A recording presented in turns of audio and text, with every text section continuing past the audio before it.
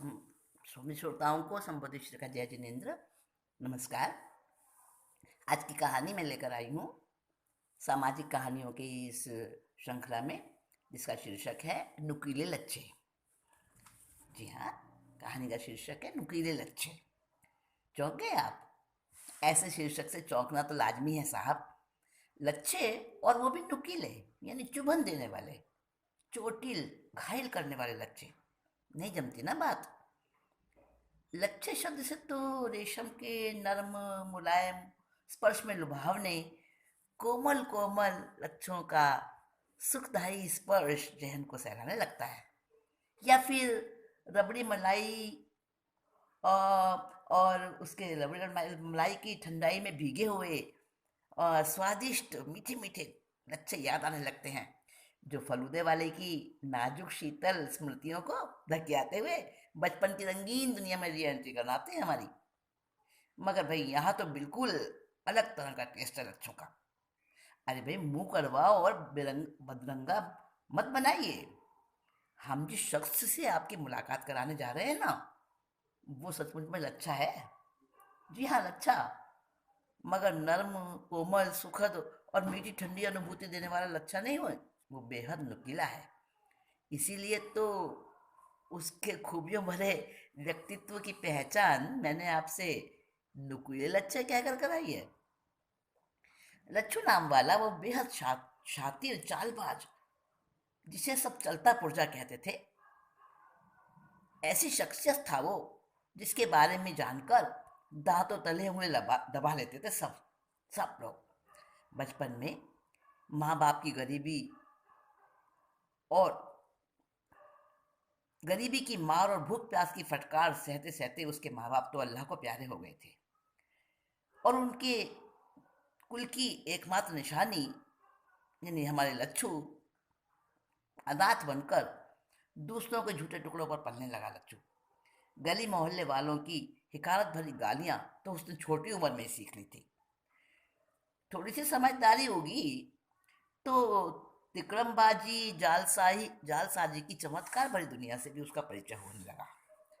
फिर तो उसे यही जिंदगी सबसे सीधी, सरल और मस्ती से भरी हुई लगी, मस्ती से भरी हुई मालूम दी। और आज उम्र के तीसरे दौर को पार करते वक्त भी वो उस रुपहली दुनिया को बाय बाय नहीं कर सका है। लच्छू नाम तो खैर उसके घुंघराले काले बालों ने, जो अब सफ़ेद हो चुके हैं, उस बालों में आई हुई सफ़ेदी ने झुठला दिया है उसका लच्छू नाम तो। मगर फिर भी उसकी लच्छेदार रसीली बातों के जाल में आज भी पहले जैसा चुंबकीय आकर्षण है, कशिश है, जिससे कि लच्छू का शिकार पूरी होशियारी रखते हुए भी फंस जाता है उसके जाल में। और होश और पछतावा तो उस बेचारे को बिल्कुल लुट पिट जाने के बाद ही आता है। लेकिन साहब, सुना है ना आपने कबीर जी क्या कह गए हैं, फिर पछताए क्या होता जब चिड़िया चुग गई खेत। भाई, सांप के चले जाने पर लकीर पीटने जैसा वो पछतावा उस बेचारे का बेकार ही साबित होता है। लच्छू नाम उसके माँ बाप ने शायद उसके घुंघराले काले बालों में की वजह से उसको दिया होगा, पर अब तो वो 50+ में चल रहा है और काले घुंघराले बाल तो नहीं रहे। हाँ, लच्छू नाम जरूर रह गया उसका। क्या कहा?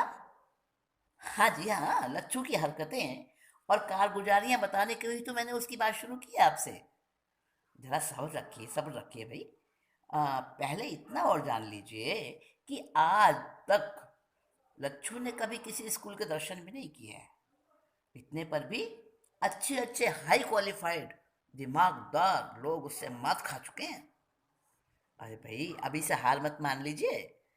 लच्छू की चालाकी से कायल बनाने वाली करतूतों से भरा जादू का तिलस्मी पिटारा तो खुलने दीजिए जरा। फिर देखिए कैसी कैसी लेटेस्ट ट्रिक्स आती हैं इस सामने आपके। बात तब की है जब लच्छू ने बचपन की चौखट पार करके किशोर अवस्था में कदम रखने शुरू किए थे। आवारा सांड की तरह घूमते हुए लच्छू को मजमा दिखाता एक सपेरा भाग गया, बस वो लग गया उसके पीछे और हाथा जोड़ी आजी जी के ऐसे ऐसे दांव दिखाए, ऐसे ऐसे दांव दिखाए हमारे लच्छू भैया ने कि पानी पानी हो गया सपेरा। फिर फिर तो कुछ ही दिनों में लच्छू जहरीले से जहरीले, विषैले से विषैले सांप को भी चुटकियों में काबू करने में परफेक्ट बन गया। और लीजिए साहब, एक तो करेला और दूसरा नीम चढ़ा। इस कहावत के अनुसार लच्छू मियाँ की तो 5 उंगलियां घी में थी और सिर कढ़ाई में था। क्या समझे? अरे सीधी सी बात दो टिप्पे में बोल दूं तो जहरीले सांपों से काटे गए व्यक्ति के लिए लच्छू का नाम मसीहा की तरह पूजने लगा था इलाके में। और चतुराई से किसी भी अमीर जादे की खिड़की में से लच्छू जी अपने दोस्त बने हुए सांप को उसके बिस्तर में दाखिल करा देते और फिर रात के सन्नाटे में या फिर भोर की गुलाबी आभा में उस घर के लोग लच्छू जी के सामने मनोहारों के साथ साथ मोटी रकम लेकर हाजिर हो जाते थे। आप समझे जनाब? अरे आप इसे लच्छू को निडरता और मुश्किल काम को चुटकियों में सीखने की योग्यता कह रहे हैं? उसका काइयापन नहीं देख रहे आप? बहुत भले हैं ना आप, इसीलिए। वरना तो आप जल्दी से जान लेते कि सारे सांप जहरीले नहीं होते हैं। मुश्किल से 2% सांप जहरीले होते हैं। और जो काटा गया व्यक्ति होता था ना सांप का, वो इंसान तो सिर्फ खौफ के मारे बेहोश हो जाता था, उसके प्राणों को तो जरा भी खतरा नहीं होता था। परंतु लच्छू की पुण्यवाणी से कोई भी इस भेद भरी बात को नहीं जान पाता था। और लच्छू जी का नाम तो ज़्यादा से ज़्यादा मशहूर होने लगा था। सर्पदंश की हर नई वारदात लच्छू की प्रतिष्ठा में तेज चमक लाती जाती थी। एक और घटना सुनिए। लच्छू जी को शुरू से ही पहलवानी का शौक था। सो कद काठी यार की मजबूत थी। कितनी ही छैल छबीली रमणियां उस पर जान छिड़कती थी। सावन भादों में दंगल देखकर लौटते हुए रात के 11 बज गए एक बार। उधर आसमान में काली घटाएं तांडव नृत्य दिखा रही थी और इधर लच्छू जी के पेट में चूहे भी दौड़ रहे थे। जल्दी जल्दी कदम बढ़ाते हुए लच्छू मियाँ खेतों के रास्ते शॉर्टकट पर जा रहे थे। तभी तभी क्या देखते हैं कि रमन बंजारे के पीछे एक बिल्ली जा रही है। मिल गया उनको बस रमन बंजारा और याद आ गया लच्छू जी को पिछली अदावत का वो सारा का सारा सीन, जब रमन ने उन्हें 20 रुपयों का चूना लगाया था। तब तो हालात रमन के पक्ष में थे। और अब वो बात नहीं थी भाई। रमन आजकल कड़की में था। लच्छू ने गुहार लगाई, अरे रमन कहाँ लपके जा रहे हो? और रमन जवाब में ज्वालामुखी से फटा, साली कोई जिंदगी है?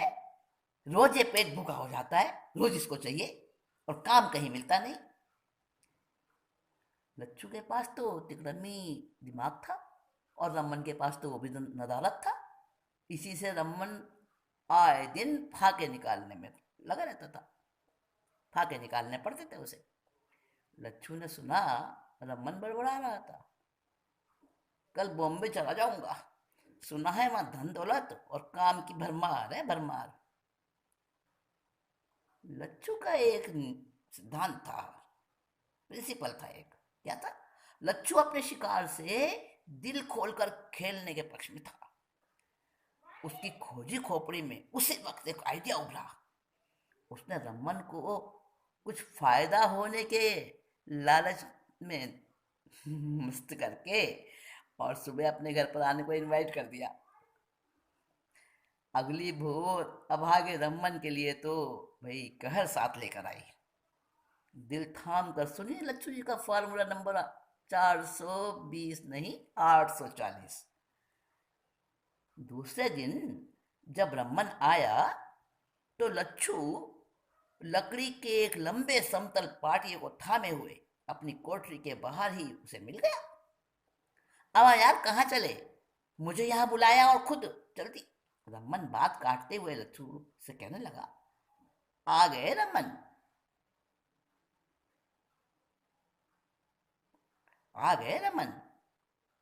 चलो चलो चलो, एक तरह से पकड़ो इस लकड़ी को, चलो मेरे साथ। मगर कहाँ भाई? अरे फायदे की बात भूल गया क्या? अब मुंह बंद और दोनों कान खोले रख कर सुनो। देखो, देखो मैंने ये लकड़ी का टुकड़ा ये जमीन पर रख दिया है, ठीक है? यहाँ रख दो इसे। अब तुम इस पर चल सकते हो, चल के दिखा सकते हो मुझे इसके ऊपर। हाँ हाँ, हाँ क्यों नहीं, ये लो अभी लो। ऐसा कहकर उस 30 फीट लंबे उस समतल पाटिये पर रमन ने अपनी दुलकती चाल झटपट चलकर दिखा दी। Very good very good. अब रमन, चलो ऊपर ले चलो इस पाटिये को, वो छत के ऊपर, मकान की छत पर। मगर मगर मगर मुझे कुछ समझ में नहीं आ रहा भाई लच्छू। अरे यार अभी सारी बात क्लियर हो जाएगी, आओ तो जरा छत पर। हाँ हाँ, देखो रमन भाई, देखो ये रख दिया मैंने इस लकड़ी को इन दोनों मुंडेरों के बीच, समझे? अब जरा चेक कर लो। हाँ हाँ हाँ लच्छू, 3 मंजिल ऊंची इन दोनों मकानों की छत के बीच बीच में, बीच वाले फासले पर ये लकड़ी टिक गई है। हाँ ठीक ठीक है। लेकिन लेकिन लेकिन यार रमन,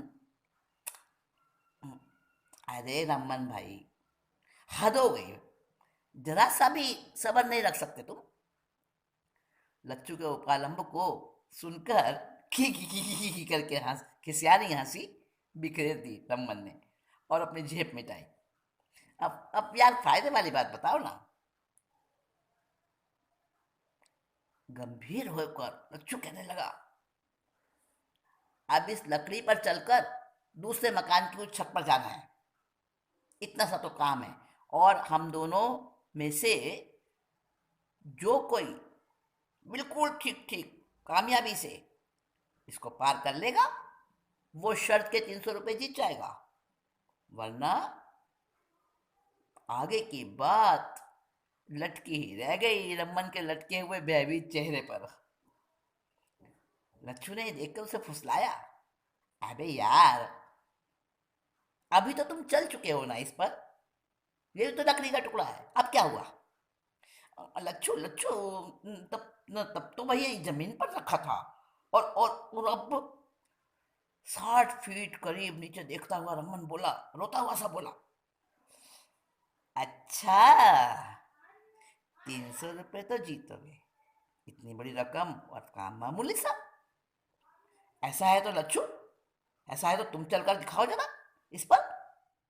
हाँ हाँ अभी लो अभी लो, कहकर लच्छू सधे हुए कदम रखता रखता धीरे धीरे उस पार्टी को पार करने लगा।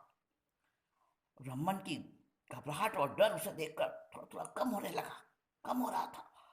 लच्छू की तो पहले से ही रिहर्सल थी इस बारे में, मगर भाई लोग पाप का बाप नहीं कहलाता अगर उसमें ऐसी कशिश ना होती। रमन ने दूसरे मुंडेर तक पहुंचे हुए लच्छू को देखकर सोचा, अरे मैं क्या इससे कम हूं, इसमें क्या रखा है, अब मैं भी पार कर लूंगा। बस यही वो पल था जबकि रमन के दुष्ट ग्रह उस पर पूरी तरह हावी हो गए थे और उसने लच्छू की चुनौती मंजूर करके उस पार्टी पर पहला कदम रखा। तभी और रमन ने उस कदम रखने के साथ ही एक क्षण नीचे की तरफ झांका तो बस उसके पैर लड़खड़ाने लगे, चक्कर आया। और अच्छा होता कि उस समय वापस लौट जाता वो, मगर मगर तभी अहंकार ने उकसाया, तो भाई पीछे हटना कायरता है। और लच्छू, वो तो उसकी एक एक रग को पहचान रहा था, परख रहा था और उसे बढ़ावा देना जारी रखा उसने। नीचे मत देखो भाई, नीचे मत देखो रमन, सिर्फ सामने नजर रखो। लेकिन चूक गया रमन, फिर तो भाई आप समझ लो, शर्त भी हारा और 3 महीने बिस्तर में भी बिताने पड़े हुए उसे। कई हड्डियां ताउम्र सीधी नहीं हो सकी उसकी। लेकिन लच्छू की बेरहमी अभी कहाँ देखी है जी आपने पूरी। पिक्चर का क्लाइमैक्स तो अब जानेंगे आप। हुआ ये बंधुओं कि रमन भाई जब थोड़े थोड़े स्वस्थ हुए ना, तो मुंबई का आकर्षण फिर से उन पर हावी हो होने लगा। चकोर की तरह रमन पर नजरें जमाए हुए थे लच्छू। और उसी उसी हाल में, उसी क्रम में लच्छू जा पहुंचा पड़ोस के शहर में, गाड़ी में बैठे रमन भाई के पीछे पीछे। और साहब अकेले नहीं था, 10-12 ठलुए लेकर गया था लच्छू साथ में। उन सब ने रमन को धर दबोचा। देखिए गलत समझ रहे हैं ना आप।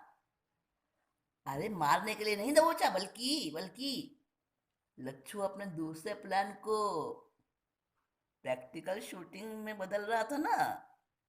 दूसरा प्लान, हाँ भाई सुनिए। रमन जो ही प्लेटफॉर्म पर चाय पानी पीने उतरा ना, त्यों ही सारे के सारे उसे घेर कर लगे उसकी खुशामद करने। भैया भैया भैया, घरवाली को छोड़कर, रोटी छोड़कर यूं नाराज होकर मत जाओ भाई, घर गृहस्थी में तो होता ही रहता है, कुछ ना कुछ छोटा बहुत तुरंत ऊंचा नीचा चलता रहा भाई। बेचारी 3 बच्चों को लेकर क्या करेगी, भूखी मर जाएगी, आत्महत्या कर लेगी, लौट चलो भैया, गुस्सा थूक दो भैया, वगैरह वगैरह वगैरह। अब मिनटों में तो बेशुमार भीड़ तैयार इकट्ठी हो गई वहां। रमन बचाव को चिल्ला चिल्ला कर अपनी बात कह रहा था अपने बचाव में। झूठे हो तुम सब झूठे हो। अरे ना मेरी कोई पत्नी है, ना मेरे कोई बच्चा है। अरे भाई मैं तो अभी तक कमा रहा हूं। भाई साहब, भाई साहब, भाई साहब क्या कहते हो? भाई साहब आप भले मानस दिखते हो, इस तरह से इस तरह से आपको शोभा नहीं देता। अरे देखिए, बेचारी औरत की जात, उसे ऐसी हालत में छोड़कर, 3 बच्चों को छोड़कर, नहीं नहीं नहीं, हमेशा के लिए मत जाइए भाई साहब। देखो गुस्सा थूक दो। और हर एक नसीहत पर, ऐसी नेक नसीहत पर रमन का पारा चढ़ता जा रहा था। साथ ही साथ उसकी तीखी फरियादें भी ऊंचा पिच पर पहुंच रही थी, क्लाइमैक्स हाई पावर पर पहुंच रही थी। लेकिन उसकी चीख पुकार उसके सारे बचाव के उपायों को बेकार कर दिया लच्छू एंड पार्टी ने। उग्र बनी हुई भीड़ उसको साथ में लेकर लच्छू एंड पार्टी रमन के सारे विरोधों को, सारी फरियादों को हटाती हुई, नाकाम करती हुई रमन को थामे स्टेशन के बाहर सब लोग आ चुके थे। रमन बार बार अपनी सफाई और गाड़ी छूट जाने की दुहाई दे रहा था और कह रहा था, भाई अरे मुझे जाने दो भाई, मेरी कोई घरवाली है ही नहीं, तो बच्चे कहाँ से आएंगे? अरे आप सुनो तो सही। भैया भैया वो खड़ी है, देखिए बेचारी वो खड़ी है। लच्छू जी ने उस तरफ इशारा किया। सबकी नजरें उस तरफ उठ गई। हाय हाय, क्या उम्र है अभी इसकी। लच्छू जी तो पूरी तैयारी से आए थे, अपना रोल अदा कर रहे थे बड़ी खूबसूरती से। और एक गरीब और विधवा औरत को 100 रुपये में पहले से सिखा पढ़ा रखा था उन्होंने। रमन बाबू को देखते ही तो वो उनके पैरों से लिपट गई। और उसके साथ खड़े हुए 3 छोटे बड़े फटेहाल बच्चे भी, पापा जी मत जाओ हमें छोड़कर, पापा जी मत जाओ हमें छोड़कर, कहते कहते उसको रोक रहे थे, रो रहे थे, चिपट रहे थे।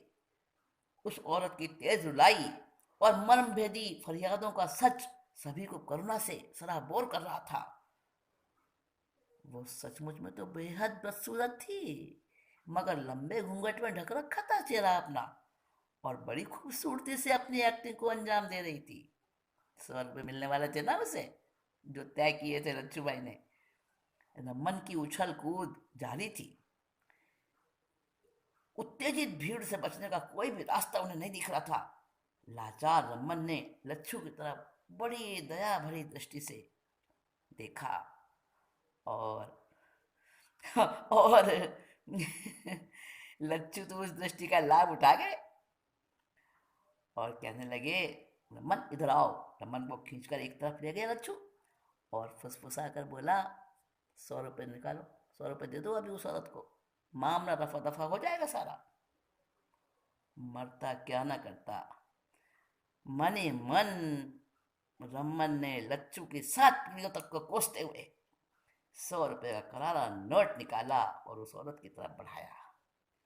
भीड़ ने प्रश्न पर प्रश्न दागने शुरू कर दिए तो लच्छू जी ने ऊंचे आवाज में खुलासा किया, भाइयों, पति पत्नी में समझौता हो गया है, अब ये हमेशा को नहीं जा रहे हैं। घरवाली ने माफी मांग ली है और अब तो 2 दिन बाद ही लौट आएंगे अपना जरूरी काम करके, और तब तक के लिए घर का खर्चा भी दे दिया है उसको। चलिए चलिए, अब हमारा काम खत्म, चलिए हम। भीड़ तो धीरे धीरे छट गई और वो औरत अपने बच्चों के साथ न जाने कहाँ गायब हो गई। रह गए वहां रमन और लच्छू, दो जमा दोस्त या दुश्मन, कुछ भी कह लो। दांत पीसते हुए रमन के कंधे पकड़कर लच्छू बोला, माय डियर, गुस्सा करना बेकार है। रात में स्टेशन के पर बिताना। रमन ने उसे खा जाने वाली नजरों से देखा। गाड़ी तो अब मिलने से रही। उफ। लच्छू ने उसके कंधे झकझोरे। डियर लच्छू, डियर रमन, रात में स्टेशन के पास में वहाँ वहीं आराम से बैठना, और सुनो, सुबह 10 बजे आएगी गाड़ी, रोज आती है, दिन 24 घंटे में एक बार। और हाँ, लगे हाथ वो बूढ़े बाघ से भी तुम्हारा सामना हो जाएगा, जरा उससे भी नजरें मिला लेना, इधर सैर करने आता है बहुत बार। बाघ? रमन के तो होश हवास गुम थे। हाँ भाई, और वैसे तुम तो डरते नहीं हो ना भूतों वूतों से। यहाँ पर भूतों से मुलाकात भी हो सकती है तुम्हारी, क्योंकि रात में बिल्कुल सुनसान रहता है। नहीं नहीं, मैं नहीं रुकूंगा यहाँ पे प्लेटफॉर्म पे, मैं वेटिंग रूम में नहीं रहूंगा। अरे भाई, मुंबई जाना है, गाड़ी पकड़नी है तो रुकना ही पड़ेगा। देखो, यस बॉस, पिछली गलती मत दोहरा देना। मुझे पड़ताव देकर बड़ी बड़ी बातें करना आज से ही छोड़ दो, वरना वरना लच्छू का फार्मूला नंबर 420 वोल्टेज का खतरा। अगर उसे देखने का मन कर रहा हो तो वही बात अलग है। अब शेखी मत मारना कभी, मैं बता दूं, तुम्हारा पाला पड़ा है इस बार, लच्छू से मत भूलना। उस औरत जैसे और कई कैरेक्टर हैं मेरे पास। हाँ, क्या समझे मेरी जान? समझ तो आप भी गए होंगे बंधु। बताओ कि हमारे लच्छू, यानी चलते पुर्जे के लच्छे, नुकीले चोटीले लच्छे, है ना बंधुआ? कहानी इतनी ही थी आज। ऐसे चलते पुर्जे, नुकीले लच्छे हमारे समाज में आमतौर पर मिल जाते हैं, और सज्जन लोग, सीधे साधे लोग उनके चंगुल में फंस जाते हैं। कभी ना कभी आपको भी किसी ऐसे लच्छू से पाला पड़ा होगा। अगर नहीं पड़ा है तो भी सावधान रहना, कमी नहीं है ऐसे लोगों की आजकल। बंधुओं, इस मनोरंजक हास्य कथा के साथ ही आप मुझे इजाज़त दीजिए। आज मैं आपके साथ में बस इतना ही। अगली बार बहुत जल्दी कोई और अच्छा सा नया आर्टिकल लेकर फिर से आपके पास बैठती हूँ, फिर से आपसे मिलती हूँ। तब तक के लिए अपना ख्याल रखिए।